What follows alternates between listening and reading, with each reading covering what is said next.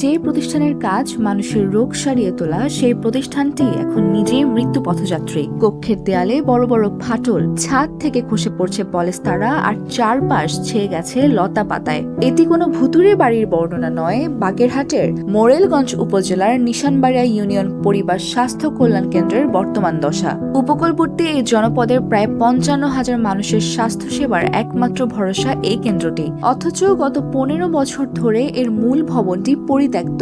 90-এর দশকে নির্মিত এই কেন্দ্রটি একসময় এলাকার মানুষের আস্থার প্রতীক থাকলেও 1.5 দশক ধরে কোনো সংস্কার না হওয়ায় আজ এটি একটি কঙ্কালসার ধ্বংসস্তূপ। বর্তমানে ইউনিয়ন পরিষদের একটি ছোট্ট খুপড়ি ঘরে অত্যন্ত মানবেতর পরিবেশে চলছে নামমাত্র কার্যক্রম, যেখানে রোগীদের বসার জায়গা তো নেই, এমনকি নেই ন্যূনতম গোপনীয়তা রক্ষার ব্যবস্থা। প্রতিষ্ঠানটির অসুস্থতা শুধু ভবনেই সীমাবদ্ধ নয়, এর জনবল কাঠামো বছরের পর বছর ধরে পঙ্গু হয়ে আছে। কাগজে কলমে 8 জন জনবল থাকার কথা থাকলেও কর্মরত আছেন মাত্র 2 জন। 3 বছর ধরে খালি পড়ে আছে উপসহকারী মেডিকেল অফিসারের স্থায়ী পদটি।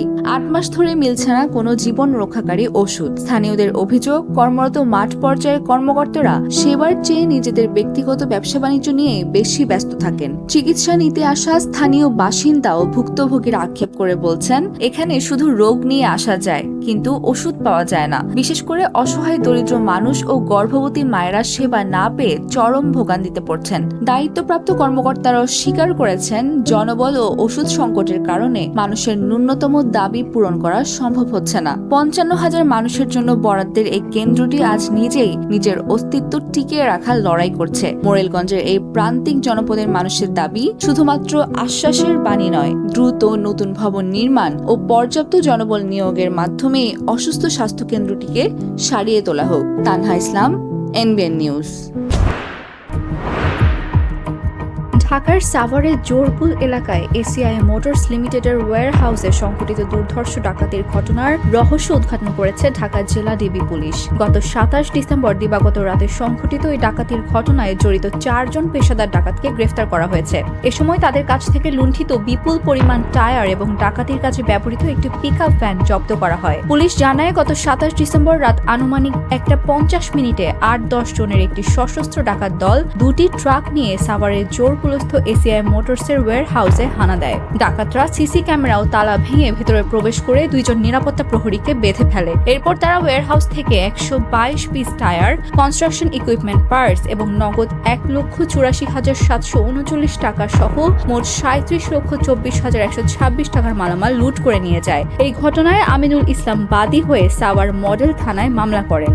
ঢাকা জেলা পুলিশ সুপারের নির্দেশনায় ঢাকা জেলা ডিবি এর অতিরিক্ত পুলিশ সুপার জাহিদুল ইসলাম খান এবং অফিসার ইনচার্জ শফিকুল ইসলাম সুমনের নেতৃত্বে একটি বিশেষ টিম তদন্তে নামে। ডিবি পুলিশের চৌকস টিম তথ্য প্রযুক্তির সহায়তায় প্রথমে আবুল কালাম ওরফে লাল মিয়া ও রবিন নামের 2 ডাকাতকে গ্রেফতার করে। এদের মধ্যে আবুল কালাম আদালতে স্বীকারোক্তিমূলক জবানবন্দি প্রদান করেন। তাদের দেওয়া তথ্যের ভিত্তিতে গত 17 জানুয়ারি ভোর রাতে কেরানীগঞ্জের তেঘুরিয়া থেকে ডাকাতির কাজে ব্যবহৃত পিকআপ সহ এর মালিক নজরুলকে গ্রেফতার করা হয়। পরবর্তীতে নজরুলের দেওয়া তথ্যে যশোর জেলার মনিরামপুর থেকে মনিরুল ইসলাম নামের অপর এক ডাকাতকে গ্রেফতার করা হয়। এ সময় মনিরুলের বাড়ি থেকে লুণ্ঠিত 26 পিস টায়ার উদ্ধার করা হয়, যার বাজার মূল্য প্রায় 8,03,406 টাকা। জেলা গোয়েন্দা শাখা জানায়, গ্রেফতারকৃতরা প্রত্যেকেই পেশাদার ডাকাত এবং তাদের বিরুদ্ধে দেশের বিভিন্ন থানায় একাধিক মামলা রয়েছে। ঘটনার সঙ্গে জড়িত অন্যান্য পলাতক আসামিদের গ্রেফতারে অভিযান অব্যাহত রয়েছে। গ্রেফতারকৃতদের আজ বিজ্ঞ আদালতে সোপর্দ করার প্রক্রিয়া চলছে।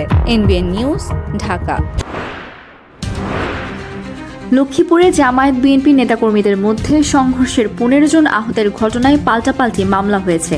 এর মধ্যে জামায়াতের মামলায় 170 জন ও বিএনপির মামলায় 217 জনকে আসামি করা হয়। রবিবার বিকেলে চন্দ্রগঞ্জ থানার ভারপ্রাপ্ত কর্মকর্তা মোর্শেদ আলম মামলার বিষয়টি নিশ্চিত করেছেন। এর আগে শনিবার রাতে জামায়াতের যুব বিভাগের নেতা হেজবুল্লাহ ও বিএনপির কর্মী কামাল হোসেন বাদী হয়ে চন্দ্রগঞ্জ থানায় পৃথক মামলা দায়ের করেছেন। পুলিশ জানায়, হামলার অভিযোগ এনে জামায়াতের যুব বিভাগের চরশাহী ইউনিয়নের 4 নং ওয়ার্ড সভাপতি হেজবুল্লাহ সোহেল বাদী হয়ে 170 জনের বিরুদ্ধে মামলা দায়ের করেন। এতে 10 জনের নাম উল্লেখ ও অজ্ঞাত 160 জনকে আসামি করা হয়। একই ঘটনায় চরশাহী ইউনিয়ন বিএনপির কর্মী কামাল হোসেন 17 জনের নাম উল্লেখ ও অজ্ঞাত 200 জনকে আসামি করে মামলা করেছেন।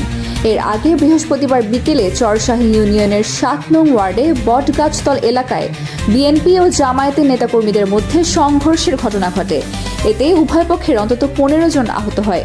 তাদেরকে সদর হাসপাতালে ভর্তি করা হয়েছে। এ ঘটনায় দুই পক্ষ একে অপরকে দায়ী করেছে। এদিকে শনিবার দুপুরে জেলা রিটার্নিং কর্মকর্তা ও জেলা প্রশাসক এস.এম. মেহেদী হাসান লক্ষ্মীপুরের 4টি আসনের প্রার্থীদের নিয়ে ত্রয়োদশ জাতীয় সংসদ নির্বাচনী আচরণবিধি নিয়ে অবহিতকরণ সভা ডাকেন। সেখানে চরশাহীর মারামারির ঘটনা আলোচনায় উঠে আসে। এ সময় রিটার্নিং কর্মকর্তা মেহেদী হাসান ও জেলা পুলিশ সুপার মোহাম্মদ আবু তারেক উভয় পক্ষকে আচরণবিধি মেনে চলতে আহ্বান জানান। জামায়াতের নির্বাচনী প্রচারণায় মহিলা সভায় জামায়াতের কর্মীরা ভোটারদের জাতীয় পরিচয়পত্র সংগ্রহ করেছিলেন। উভয় পক্ষের সংঘর্ষের ঘটনা ঘটে। এদিকে আহতের হাসপাতালে ভর্তি করার পর উভয়ের মধ্যে আবারও উত্তেজনা দেখা দেয়। পরে রাতেই প্রতিবাদ বিক্ষোভ মিছিল করে জামায়াতের নেতাকর্মীরা।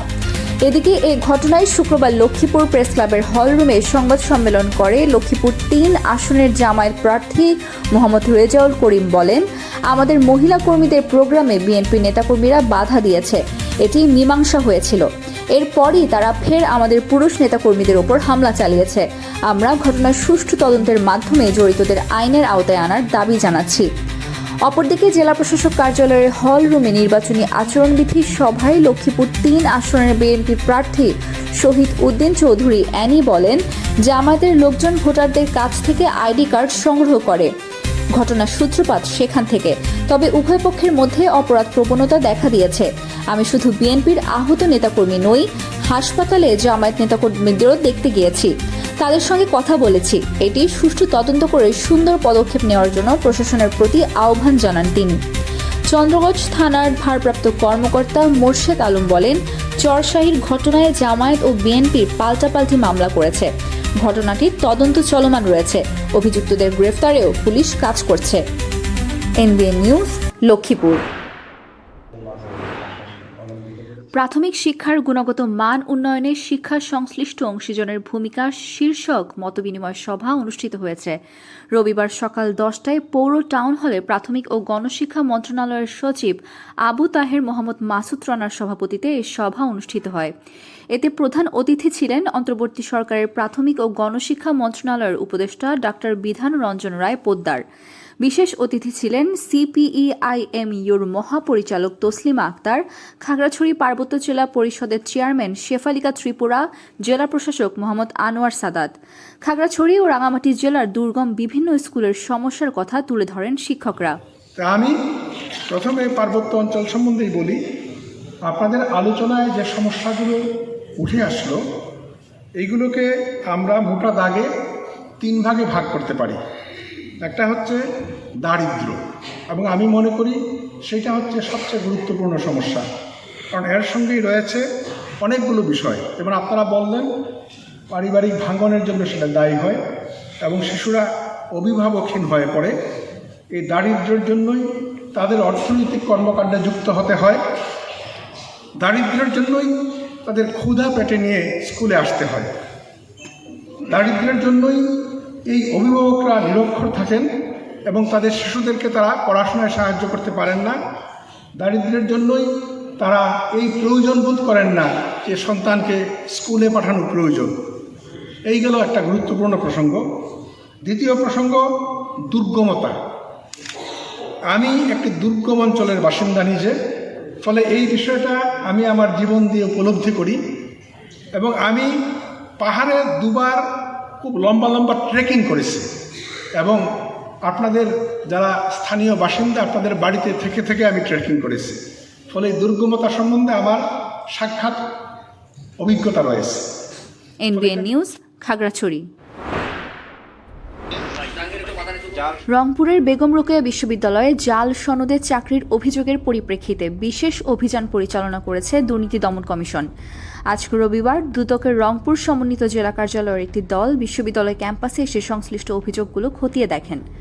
অভিযান শেষে দুদকের রংপুর সমন্বিত জেলা কার্যালয়ের সহকারী পরিচালক বেলাল হোসেন সাংবাদিকদের জানান, কমিশনের বিশেষ নির্দেশনায় বিশ্ববিদ্যালয়ের কয়েকজন কর্মকর্তা ও কর্মচারীর বিরুদ্ধে ওঠা জাল সনদে চাকরির অভিযোগ অনুসন্ধান করতে এই অভিযান চালানো হয়েছে। তিনি আরও জানান, প্রাথমিক অনুসন্ধানে বিশ্ববিদ্যালয়ের শারীরিক শিক্ষা দপ্তরের ফিজিক্যাল ইনস্ট্রাক্টর পদে কর্মরত কর্মকর্তা মোসাম্মদ ইরিনা নাহারের স্নাতকোত্তর সনদটি জাল বলে সত্যতা পাওয়া গেছে। এই ঘটনার প্রেক্ষিতে বিশ্ববিদ্যালয়ের প্রশাসন ইতোমধ্যেই অভিযুক্ত ওই কর্মকর্তাকে সাময়িকভাবে বরখাস্ত করেছে। দুদক কর্মকর্তা বেলাল হোসেন আরও যোগ করেন, আমরা সংশ্লিষ্ট অন্যান্যদের শিক্ষাগত সনদসমূহ সংগ্রহ করেছি। এসব সনদ যাচাই বাছাই শেষে আইন অনুযায়ী পরবর্তী প্রয়োজনীয় পদক্ষেপ গ্রহণ করা হবে। অভিযান চলাকালে দুদকের প্রতিনিধি দলটি বিশ্ববিদ্যালয়ের সংস্থাপন শাখার সংশ্লিষ্ট নথিপত্র পর্যালোচনা করেন এবং কর্মকর্তাদের সাথে কথা বলেন। এই অভিযানে বিশ্ববিদ্যালয়ের শিক্ষক ও শিক্ষার্থীদের মধ্যে ব্যাপক চাঞ্চল্যের সৃষ্টি হয়েছে। NBN news, Rangpur. শরীয়তপুরের সদর উপজেলায় আওয়ামী লীগের বর্তমান চেয়ারম্যান সহ 4 জন প্রভাবশালী নেতা আনুষ্ঠানিকভাবে বিএনপিতে যোগদান করেছেন। শনিবার 17 জানুয়ারি বিকেলে শৌলপাড়া ইউনিয়নের মনোর খান উচ্চ বিদ্যালয় মাঠে আয়োজিত এক মিলাদ ও দোয়া মাহফিল শেষে তারা বাংলাদেশ জাতীয়তাবাদী দলে বিএনপিতে যোগ দেন। বিএনপিতে যোগদানকারী নেতারা হলেন আব্দুল মান্নান খান ভাসানী, বর্তমান চেয়ারম্যান, শৌলপাড়া ইউনিয়ন আওয়ামী লীগ থেকে বহিষ্কৃত; জাহাঙ্গীর আলম খান, সাবেক চেয়ারম্যান, শৌলপাড়া ইউনিয়ন; সিরাজুল ইসলাম খান, সাবেক মেম্বার, শৌলপাড়া ইউনিয়ন; মোহাম্মদ ইদ্রিস খা, স্থানীয় আওয়ামী লীগ নেতা। বিএনপি চেয়ারপারসন বেগম খালেদা জিয়ার সুস্থতা ও দীর্ঘায়ু কামনায় আয়োজিত এই মিলাদ মাহফিলে প্রধান অতিথি হিসেবে উপস্থিত ছিলেন শরীয়তপুর জেলা বিএনপির সাধারণ সম্পাদক সর্দার AKM নাসির উদ্দিন কালু। তিনি নবাগত নেতাদের ফুল দিয়ে বরণ করে নেন। বিশেষ অতিথির বক্তব্যে জেলা বিএনপির সাংগঠনিক সম্পাদক ও সংসদ সদস্য পদপ্রার্থী সাইদ আহমেদ আসলাম বলেন, বর্তমান সময়ে মানুষের ভোটাধিকার ও বাক স্বাধীনতা খর্ব করা হয়েছে। বিএনপি সবসময় সাধারণ মানুষের পাশে থেকে তাদের অধিকার আদায়ে কাজ করে যাচ্ছে। এ কারণেই আজ সর্বস্তরের মানুষ বিএনপির পতাকা তুলে ঐক্যবদ্ধ হচ্ছে। অনুষ্ঠানে অন্যান্যদের মধ্যে উপস্থিত ছিলেন জেলা বিএনপির সহসভাপতি আব্দুস সালাম শাহ, সদর উপজেলা বিএনপির সভাপতি আলহাজ সিরাজুল ইসলাম মোল্লা, জেলা যুবদলের সভাপতি মোহাম্মদ আরিফ হোসেন মোল্লা, জেলা ছাত্রদলের আহ্বায়ক জাকির হোসেন হাওলাদার সহ স্থানীয় বিএনপি ও অঙ্গ সংগঠনের বিপুল সংখ্যক নেতাকর্মী। মারিয়া জামিলা খান মোহনা, এনবিএন নিউজ। গাজীপুরের শ্রীপুরে তালাকপ্রাপ্তা স্ত্রীকে শ্বশুরবাড়িতে গিয়ে চাপাতি দিয়ে এলো পাথারি কুপিয়ে গুরুতর আহত করেছে ফারুক হোসেন নামের মাদকাসক্ত স্বামী। গুরুতর আহত নারীকে উদ্ধার করে স্বজনরা হাসপাতালে ভর্তি করে। বর্তমানে নারীর অবস্থা আশঙ্কাজনক। মেয়েকে রক্ষা করতে গিয়ে গুরুতর আহত হয়েছে বৃদ্ধ নারী। প্রতিবেশীর নাম্বারে ফোন করে হুমকি আবার কোপানো হবে। গতকাল শনিবার সকালে উপজেলার প্রহ্লাদপুর ইউনিয়নের ডুমনি গ্রামে এ ঘটনা ঘটে। ভুক্তভোগী তানিয়া আক্তার উপজেলার প্রহ্লাদপুর ইউনিয়নের ডুমনি গ্রামের মোহাম্মদ আলীর মেয়ে। অভিযুক্ত তালাকপ্রাপ্ত স্বামী মোহাম্মদ ফারুক হোসেন একই গ্রামের নুরু শেখের ছেলে। ভুক্তভোগী নারীর মেয়ে ফারজানা আক্তার বলেন, জন্মের পর বড় হয়ে দেখছি মাকে সবসময় মারধর করত। আমার বাবা মাদক সেবন করত। এই নিয়ে পারিবারিক কলহ লেগেই থাকত। আমাদের 3 ভাই বোনের সুখের কথা চিন্তা করে মা প্রবাসে পাড়ি জমায়। তবুও মায়ের সুখ হয়নি। বাধ্য হয়ে মা গত বছরের 25শে মে বাবাকে তালাক দেয়। এরপর থেকে আরও বেশি ক্ষিপ্ত হয়ে ওঠে বাবা। শনিবার সকাল 9:30টার দিকে মা ঘরে কাজ করছিল। হঠাৎ ঘরে চাপাতি নিয়ে এসে হুড়মুড় করে ঘরে প্রবেশ করে এলোপাথারি কোপানো শুরু করে। মায়ের প্রতিটা অঙ্গে এলোপাথারি কুপিয়ে গুরুতর আহত করে ফেলে যায়। আমাদের ডাকে চিৎকারে আশেপাশের লোকজন জড়ো হয়, কিন্তু বাবা সবার দিকে চাপাতি নিয়ে তেড়ে আসে। চাচাতো বোন বিলকিস আক্তার বলেন, আজ রবিবার সকালে অভিযুক্ত স্বামী ফারুক হোসেন আমাকে ফোন করে। সে ফোনে জানায় স্ত্রীকে কুপিয়ে তার শখ মেটেনি। কোন হাসপাতালে ভর্তি হয়েছে ঠিকানা দেন, আবার কোপানো হবে। তাকে কুপিয়ে আমার ইচ্ছে পূরণ হয়নি। ঠিকানা দেন, তাকে একেবারে শেষ করব। মোবাইল ফোনে অভিযুক্ত স্বামী আরও জানতে চান এখনও মরেছে কিনা। ভুক্তভোগী নারীর বাবা মোহাম্মদ আলী বলেন, বিয়ের পর থেকে মেয়ে সবসময় মারধর করত। মেয়ের জামাই মাদকাসক্ত হওয়ার কারণে সব টাকা পয়সা নষ্ট করত। আমার বাড়িতে এসে চাপাতি হাতে ঘরে প্রবেশ করে এলোপাথারি কোপানো শুরু করে। আমি রক্ত দেখে জ্ঞান হারিয়ে ফেলি। বর্তমানে মেয়ের অবস্থা খুবই খারাপ। বাঁচা মরা আল্লাহর হাতে। শ্রীপুর থানার ভারপ্রাপ্ত কর্মকর্তা মোহাম্মদ নাসির আহমেদ বলেন, ঘটনাটি গতকাল শনিবার সকালে সংঘটিত হলেও আজ রবিবার বিষয়টি থানা পুলিশকে জানানো হয়েছে।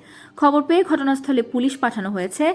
তিনি আরও জানান, অভিযুক্তকে আটকের চেষ্টা চলছে, মামলা প্রক্রিয়াধীন। NBN news, Gazipur.